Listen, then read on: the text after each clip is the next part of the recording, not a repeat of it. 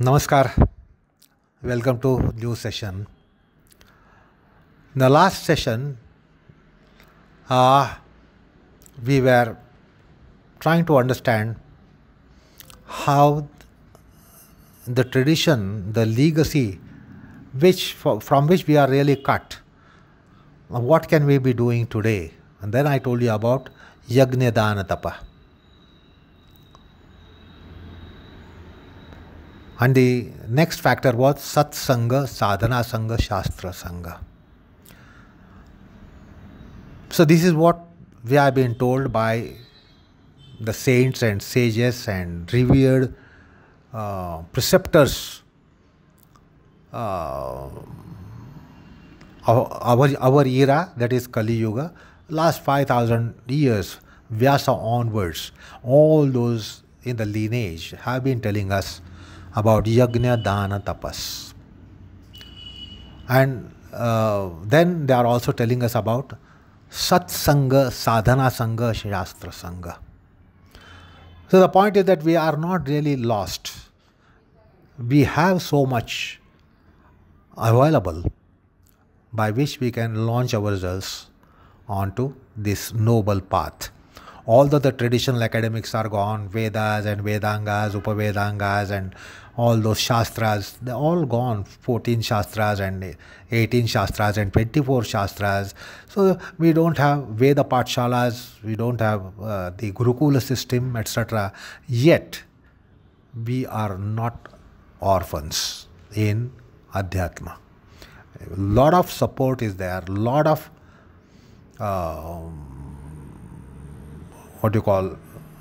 legacy is there behind us, and we can certainly adhere to that. So today in this session we are going to look at the Sangatraya, Sadhana Sangha, Sat Sangha, Shastra Sangha and Sadhana Sangha. So these are three important aspects about which we must have some information, knowledge and pravrutti. That means we must be gravitating towards endeavors required in Satsanga, Shastra Sangha and Sadhana Sangha. Now this is, in simple words, this is association with Sat. Sat Sangha. Sat means true, existent, eternal, existent and true. So also it is Sat Sangha, Sattva Sangha, Sadhu Sangha, Santa Sangha. So this is all to put together is called Sat Sangha. So Sat Sangha, it is association, affiliation. For you to understand the word Sangha better, because Sat I told you just now, Sat means truth, Sat means eternal, Sat means ever existing. Sat means that which is never lost. Or Sat doesn't pertain to something non-existent. It is existent, it is true, it is eternal. That is Sat. What is Sangha? To understand the word better and perhaps in the best possible way, we have to understand the Sangha which is used in some other context. That will give us the meaning of Sangha. You know, we have the concepts of Dussanga. We are more familiar with it. That means if you are in company of bad people, it's not just you are having a company with bad people. They exercise enormous gravities on us. The bad people can really have, bad things can really have a strong gravity. We very well know that the good things don't have so much of gravity as much as bad things have. Good practices don't have so much of gravity as much as the bad practices have. So we quickly get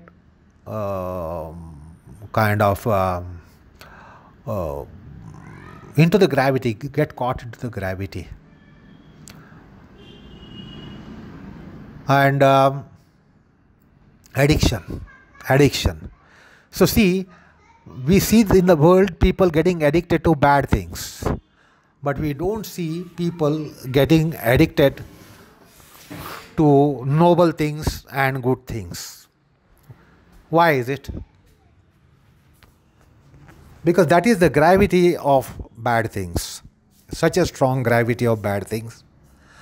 That is why we come across people who are addicted. And addicted means addicted to bad things. So that is Sangha.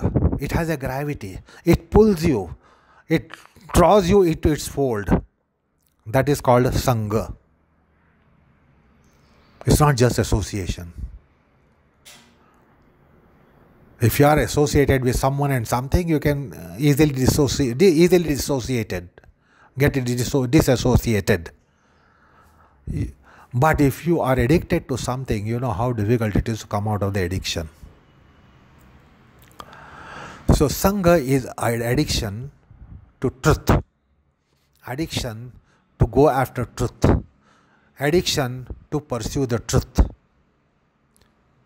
addiction to not separate from the truth, cling on to the truth, cling on to the real, cling on to eternal. That is Satsanga.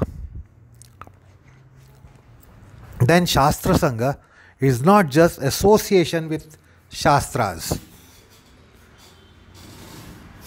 It is not just reading the Shastras, understanding the Shastras, etc., but getting addicted to Shastras. Then that means it is a gravity. We cling on to it. We can't leave it. It will not leave us. We will not be able to leave it. So that is Shastra Sangha. And Sadhana Sangha is not merely association with practices. We must get entrapped by those practices, noble practices. We must get entrapped by noble practices. It's not just association, it is not just acquaintance, it is not just practices. Sangha. So it is not just sadhana, it is sadhana sangha. Merely practicing is sadhana. But getting into the gravity of the sadhana, that you can't leave it, it won't leave you, then that is sadhana sangha. So also it is not just shastra dhyayana, it is shastra sangha. That means the Shastras will have a gravity on you and you will have gravity for Shastras. That is Shastra Sangha. So also about Sat Sangha. It is not just practices of truth, practices with relation to truth, association with truth. Association under, the practices under associations. It is not just that.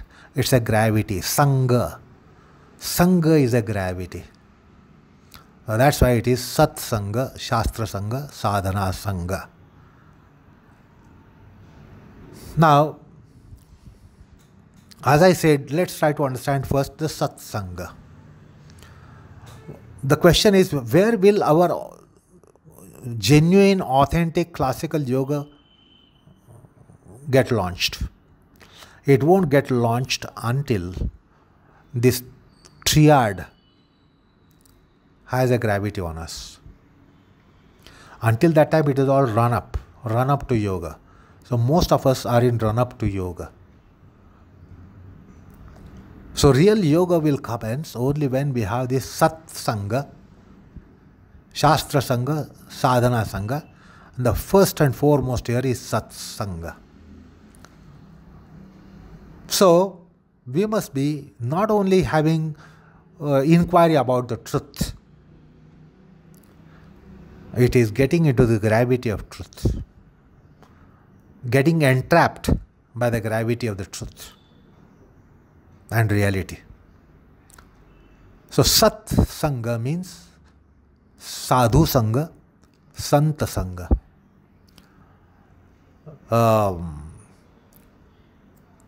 You see, many times when we take these practices, we think, are we really right? Could be that we are not right. We could be wrong. What we are pursuing may be not right, or the way we are pursuing may not be right. What we are pursuing is right, but the way we are pursuing may not be right. So we have these doubts coming in our minds. We are not sure about the goal, we are not sure about the means, we are not sure about the pursuit, etc. And in this philosophical realm, these are not tangible things. So we'll have to have belief, etc. And then just the belief is not a right way to go about. Then that's why I recall a kind of message given by Swami Ramdas. This is something that is we are probably easily fumbling, because it's not something very tangible, and then we are pursuing it. We are not sure absolutely that we are pursuing it. It's not an empirical reality that we are citing and then we are going after it. So it is quite abstract. Adhyatma, spirituality is really abstract. And therefore this question can be coming to our mind: are we really pursuing a right thing? Are we pursuing, maybe it is right, but then is the way, the means right? Is the process right? So therefore, Swami Ramdas has said that you can be absolutely rest assured if you are sadhu and santa sangha. Follow the santa, follow the saints, follow the instructions of the saint, then you can be going, totally be assured about the things are going to be right. That is the gravity of the Gospels of saints, the literature of saints, the words of saints, the guidance of saints. So that's why for Sat, because the truth is abstract, how will you go after the truth? So Santa, Sadhu, saints, sages, they serve like what today Google serves with its GPS technology. So you don't have doubt when the Google is guiding you. You have no doubts. Similarly, this is something like that. The sadhus, the santa, the saints, the seers, the sages, their literature, their advices, their gospels. And it is available in plenitude. So Santa Sangha, Sadhu Sangha and Sattva Sangha. Sattva Guna, Sattva Guna Rashi, Sattva Sadhana, Sattvic Jivan, Sattvic life, Sattvic habits, Sattvic intakes, Sattvic pursuits. That is also Satsanga. So, where will you find the truth and the reality postulated? Newspapers don't tell you about realities. They tell you about facts. They tell you about ephemeral truth, and that is not Satya. They tell you about temporary truth. Because if something appears in newspaper, no doubt it is true. But then it was not there yesterday. That's why it did not appear in yesterday's newspaper. So it was not there yesterday, and it has happened after yesterday, and today it has appeared in newspaper. Precisely, what happens yesterday is the subject, is the news for you in today's newspaper. But then it was there yesterday, it happened yesterday, it was not there a day before yesterday. So in that sense, it is not eternal. So therefore, it is not really Sat. It is not really essential Satya. Where do you get Satya? Satya you get in the Gospel of Acharyas, Gospel of saints and sages and seers, the Sadgurus, the teachers. So they will be telling you about truth and reality.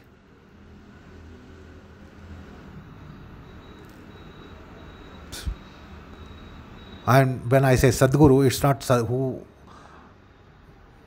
someone is called Sadguru in this world, the reference is not to that Sadguru, where somebody might be called as Sadguru. Sadguru is only that Guru who gives you ultimate reality at ultimate stage of your spiritual evolution. So don't look for Sadguru now. Sadguru precisely means one who is going to give you final reality at the final point of deliverance. That is really called Sadguru. That is the real meaning, Shastric meaning of word Sadguru. Not if somebody is called Sadguru. Anyway. So then we can be rest assured when we have such dependable people and when we are towing these dependable people such as saints, sages, seers, guru, acharya. So that is satsanga. So they will tell you something which is transcendent to material life, transcendent to phenomenal life, transcendent to mundane life. So it's always a transcendent, reality is always a transcendent principle which is immanent in the whole universe. But it's always, the truth is always a transcendent condition in true sense of the term.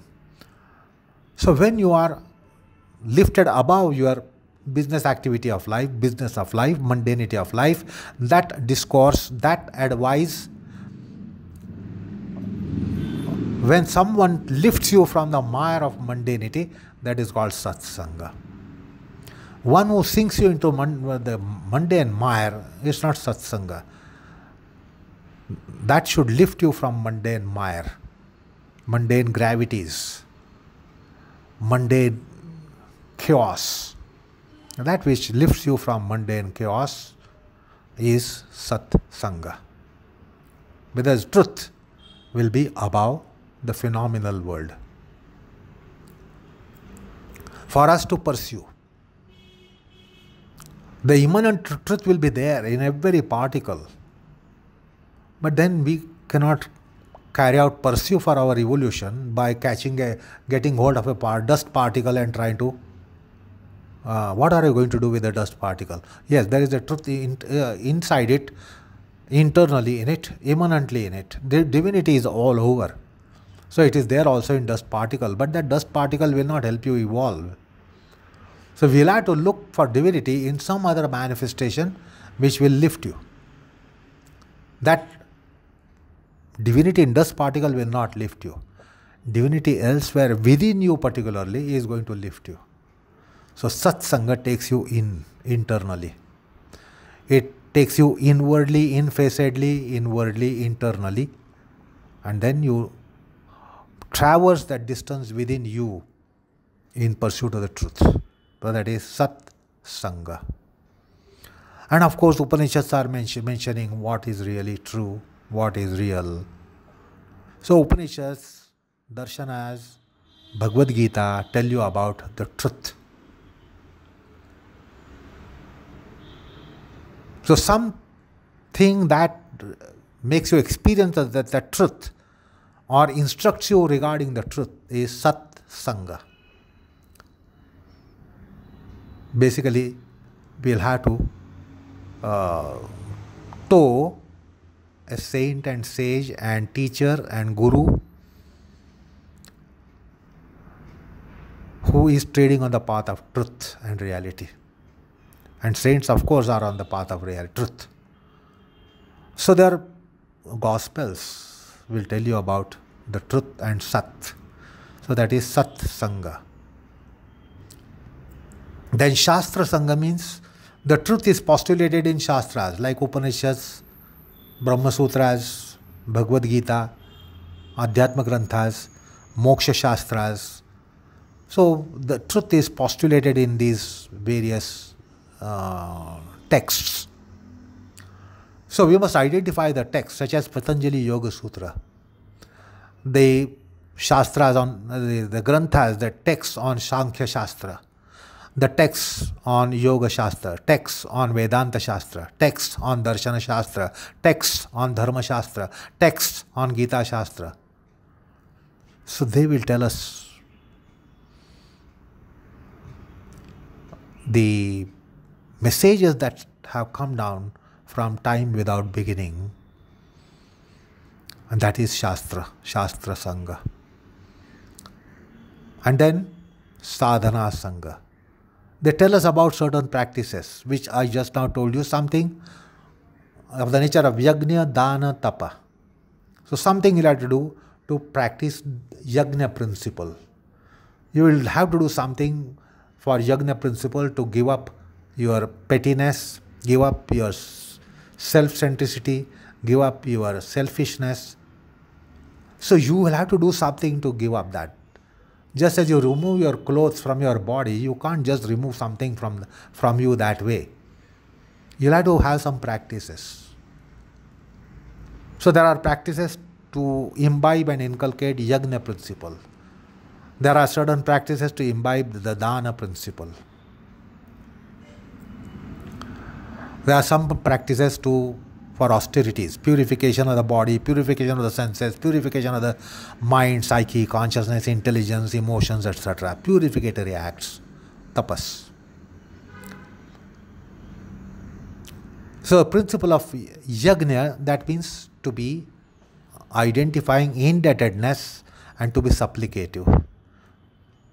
To revere that and then carry out. There are certain practices. The moment you revere, it's not just mental act. You start conducting yourself out of reverence. You do something because you revere someone. You do something because you revere something. So when you do something, that's a practice. That's a sadhana. So something has to be practiced. When you revere someone, don't just write a letter and give a scroll, write down a scroll that I revere you. You will have to do something. If you love someone, don't just write a love letter. Do something. You will do something out of the love. If it is genuine love, you will certainly do something out of love, out of reverence. So that doing is sadhana. Dana. For dana, basically we have to inculcate the principle to part with. Don't just part with what you don't want. You should also develop that tendency, inclination to part with that very much which is coveted to you. And that way you will do if you are loving someone. If you love someone, you will certainly be prepared to part with something which is so coveted possession of yours. So that's the dana vritti. It's not just doing dana, it's not just gifting away. Dana vritti. You have to develop the dana vritti. Prepare to part with. And not just parting with what you don't want.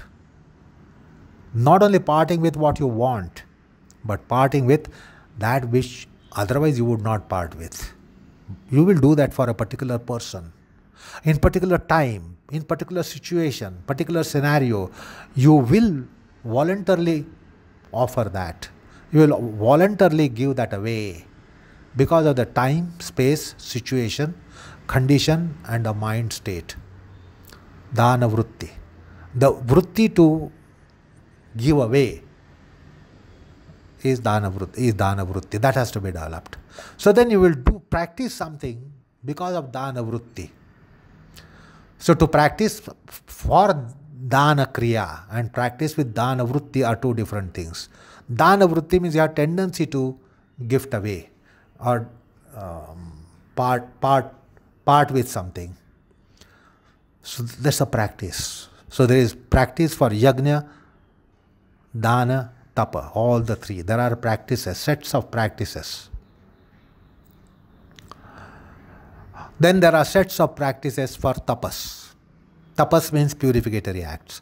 Purification of the body, purification of the body matter, purification of the mind matter, purification of the senses, purification of the sensory tendencies, purification of the body tendencies, purification of the mind tendencies. So the purificatory realm is enormous. And when you are doing something as a purificatory act, then that becomes tapas.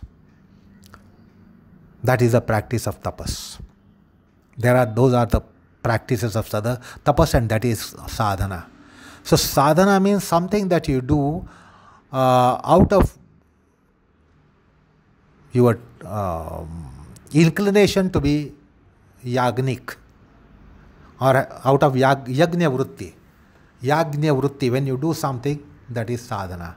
You do something out of the tendency or your very fervor, inner motivation to be doing something for dana is sadhana. To develop dana vritti, you need to have some practices. To be doing dana kriya, you don't need practices. It's just gift away, go and give and something. You need to develop some practices to develop, inculcate, imbibe dana vritti, nature to gift. To be magnanimous and not to be self-centric and paltry being and self-centric being, that you embrace to something, you don't part with something, you don't want to give out something. You should be able to give out anything. That's why sometimes they say, I will give my life.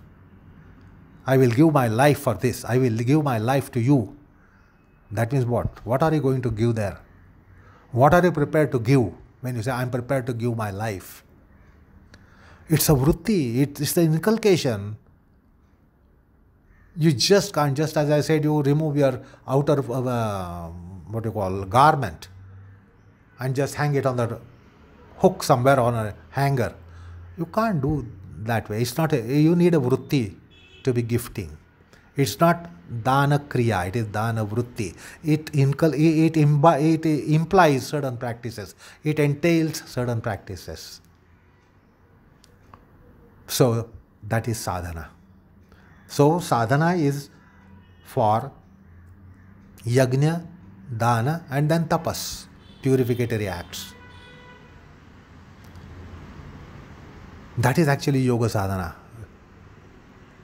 Yoga sadhana is those practices where something is done on account of yajna vritti within you, on account of dana vritti within you, and out of shuddhi vritti within you.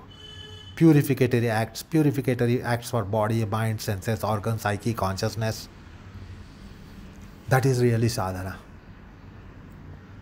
It's not just 20 minutes of practices of asana pranayam, half an hour practices of asana pranayam, 1 hour practices of asana pranayam, 10-15 minutes of meditation. Doing some practices is not sadhana sangha. Hope we are trying to get the meaning behind what I'm trying to say, what I mean to say. Don't just arrive at the meaning of what I am saying, but try to understand what I mean to say. So that is sadhana for yajna, dana, tapa. Then there is one more set we are going to discuss, which is satvik ahar, vihar, achar, vichar, and do away with tamasik, rajasic ahar, achar, vichar, etc. So sattva guna. Sattva guna embracing, sattva guna consumption, sattva guna intaking, sattva guna partaking, sattva guna reception, receiving, embracing. Well, there are certain practices to be sattvic. There are certain practices to be not tamasic and not rajasic. So sattvic ahar, vihar, achar, vichar, there are some practices. To do away with rajasic ahar, vihar, achar, vichar and tamasic ahar, vichar, achar, vichar, there are practices. Then that becomes sadhana. If you are doing something to mitigate tamoguna in you, then that is sadhana. If you are doing something to mitigate rajoguna in you, then that is sadhana. If you are going to do something to mitigate sattvaguna within you, then that is sadhana.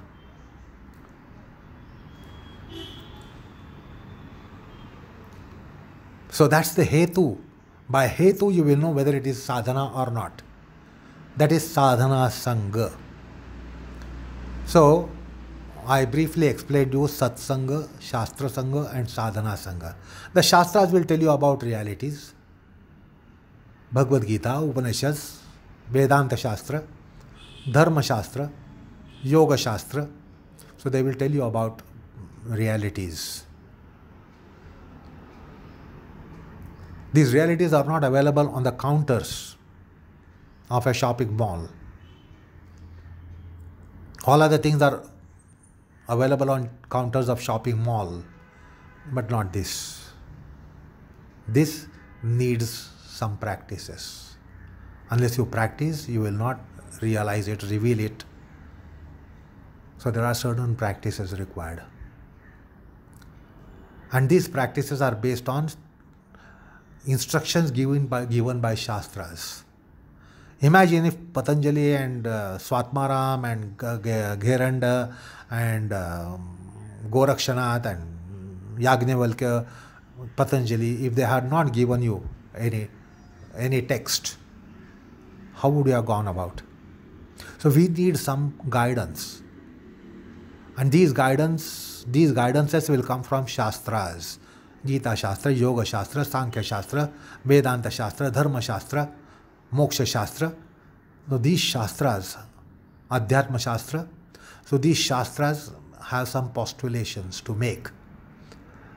They have some descriptions to give you. And then that will give you some kind of guidance for you to develop your practices. So you need to turn to Shastras. So that is Shastra Sangha. So when this becomes important aspect in your so-called practices, what you call as spiritual practices or yoga practices, you have to see that these things are very much there.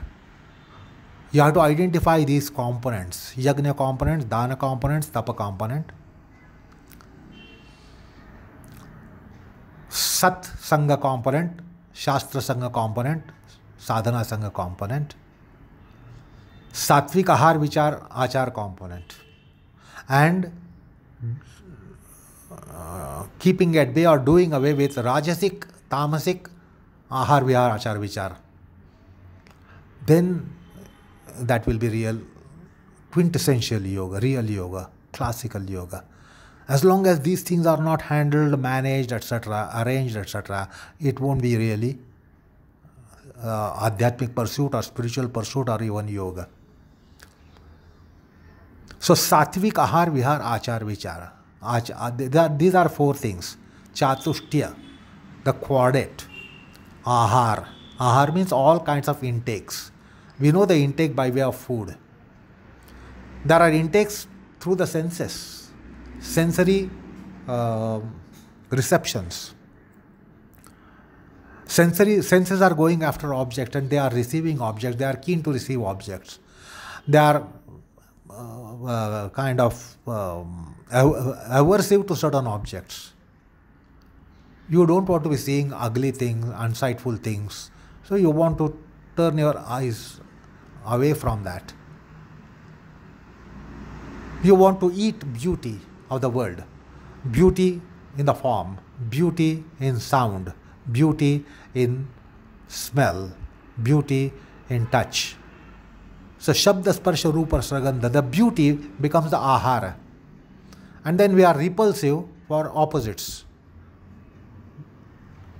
So the ahara, what we intake through the senses, what we intake through the intelligence. Like you sometimes say that this is intellectual food. That means it's an intellectual food. If it is food, you are eating it, you have eaten it. That means there is food for intelligence as well. So there is food for mind, food for intelligence, food for emotions, food for identity. That is the Antakarana Chatushtya. Manas, Buddhi, Ahankar, and sometimes the Chitta is also counted. So the Antakarana Traya in yoga is Manas, Buddhi, Ahankar. Each one has a food. Each one has nourishments. and each one has a poison as well. So, ahara is that all intakes. The intakes should be pure. The means through which we procure the intakes should be pure. That is, don't just eat nutritious food and good food. You can't rob someone and buy all good grocery and cook very good food. You must earn the money in which are proper means to procure all the foods that you are going to procure. So the means of procurement and the procurement, what you eat as food and the way you procure, the means to procure should also be pure. The process, any process involved in it should be also pure. Don't have an impure process. Pure process, pure means and pure intakes. That is ahara shuddhi concept. So your ahara shuddhi means ahara becomes sattvic.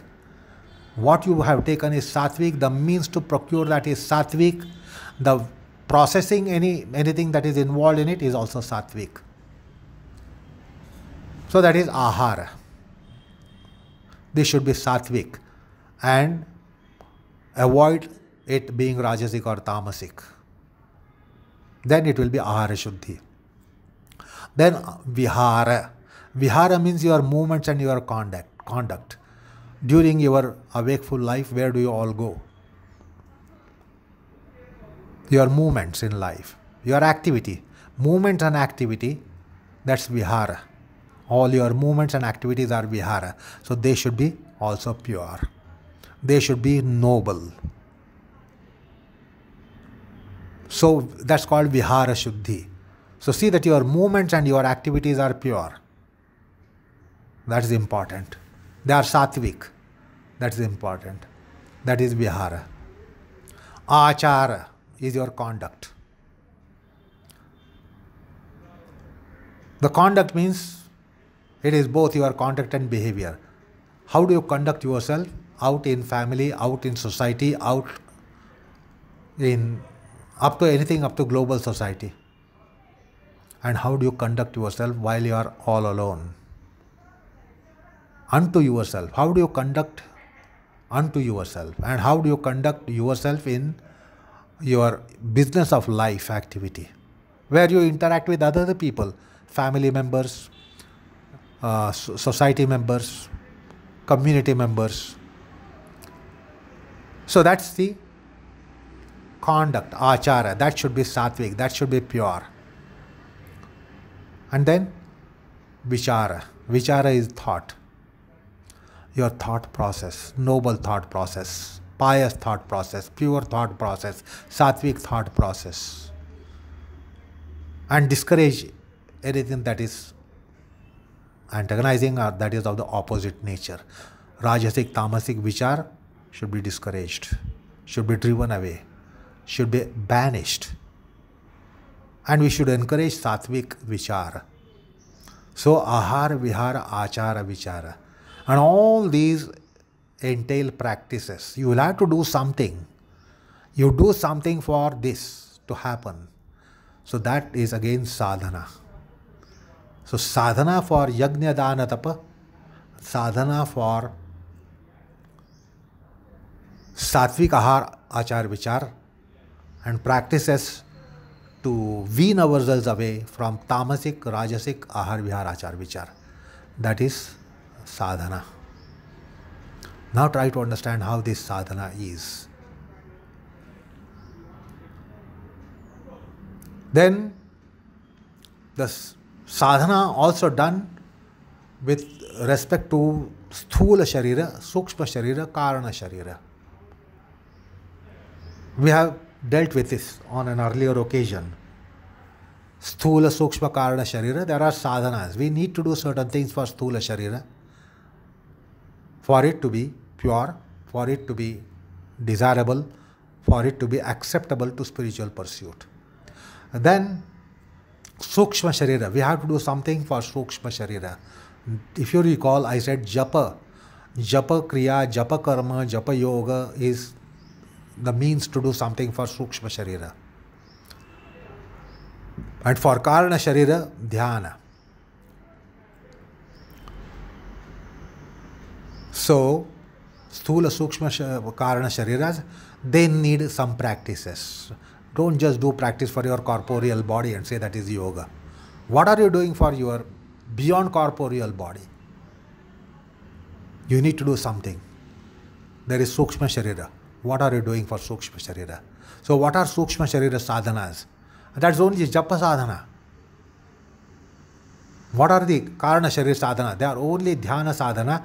That means transcendent thought process, above worldly, above mundane, ethereal, philosophical thought process, and also very act of dhyana, meditation.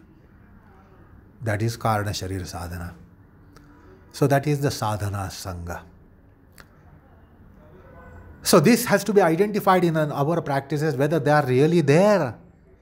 So we must have a scan of our practices and then try to trace whether they are there. If they are not there sufficiently, we must bring them sufficiently. So here your guru will guide you how you can bring those components to the extent that you can put up with it and you deserve it. Something you don't deserve, you should not be trying that. Not only what you desire you should do, but you should do what you deserve. So the teacher will tell you about your deservations, the guru will tell you about your deservations. The guru doesn't bother about your desirations. The guru will bother about your deservations, assess your deservations and give you according to your deservations and not according to your desirations. It's a new inflection which is very much needed in what I am trying to put across. So what can we do? Since we are deprived of Vedas as we deem, we are deprived of traditional academics as we believe, what can we do? I have given you the scheme which the tradition has passed on.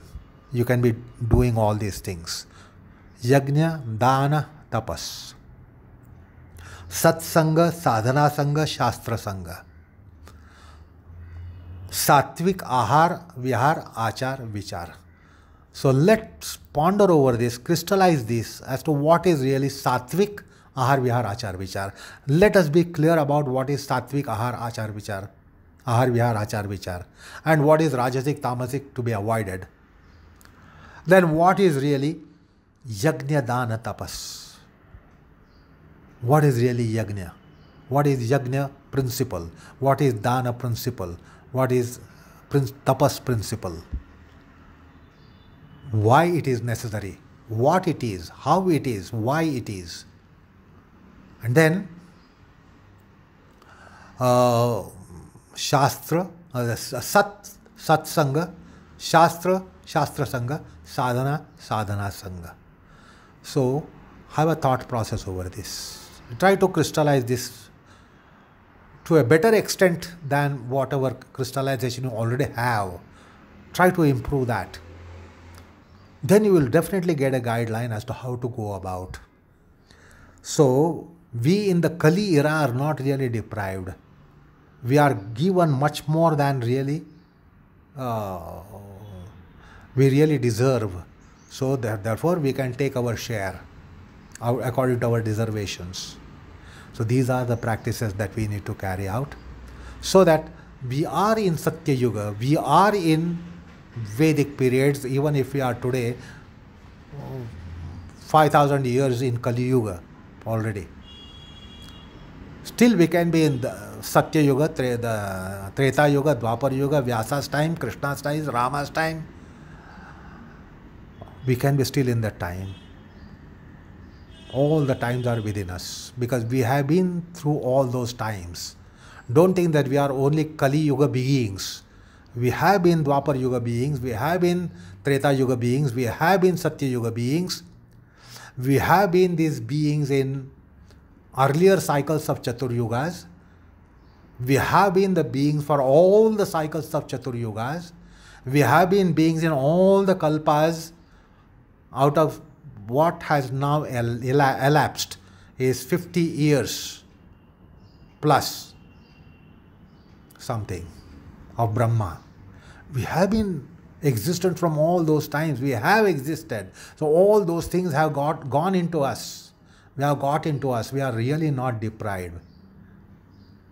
They have got into our belly. We have got them within us. So there is no point in remorsing that we were not in Satya Yuga. We were in Satya Yuga. We have that atmosphere within us. We have the infrastructure of that micro filming of Satya Yuga. All the samskars are in microfilmed within us. We are eternal beings. We are really not deprived by being in some era actualized. Today we are actualized. Now Dwapar Yuga existence is latent for us. Treta Yuga existence is latent. Satya Yuga existence is latent. Previous cycles, all those previous 23 cycles, 27 cycles, latent. Prior to Shvetavaraha Kalpa, the Padma Kalpa, latent.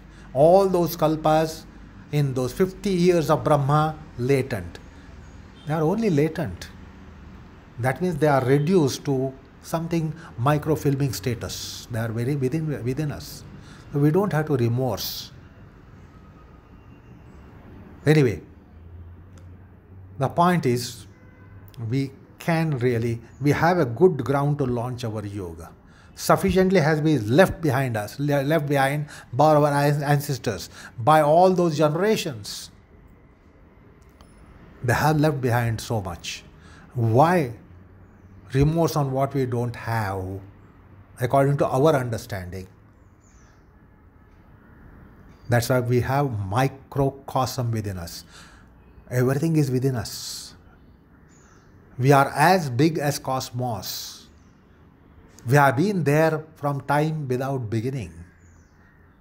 We have gone through all experiences in all those eras. Countless of Satya Yugas, countless of Treta Yugas, countless of Dwapar Yugas, countless of Kali Yugas. This is not the first Kali Yuga. This is the 28th Kali Yuga of Vaivasvata Manu. 6 Manus have gone past. So there have been 71 Kali Yugas in each of the Manus. And then so many kalpas have gone by. So endless Kali Yugas we have been through. It's not first Kali Yuga that we are in. Countless Kali Yugas. Anyway, the reality is such a thing. The point is, we have something to go, a lot of resources for us to really get going. There are no deficiencies. So we don't have to remorse for what we say, that we don't have that educative system, we don't have Vedic academics now, we don't have Vedic studies, we don't have Veda Shastras to be studied. No, there is no point in finding an excuse. Everything is there in us. Everything is available around us. We have to only trace it, take it. We have much more than we can really take it. What is available is much more than we can take it. Why grudge? Where is the reason to grudge? Anyway, with that, that topic is coming to an end, which was classical education. And finally we thought how we have remnants of it even today. Nothing really is lost. If the Veda is real, it will never be lost. If that is truth, it will never be lost. And therefore it is not lost, it is very much there. So with that, we will end this session as well. And next time we will be commencing a new topic. That new topic is, what is really Patanjali Yoga? What is our idea of Patanjali Yoga and what is really Patanjali Yoga? Anyway, that is next time. Namaskar all of you.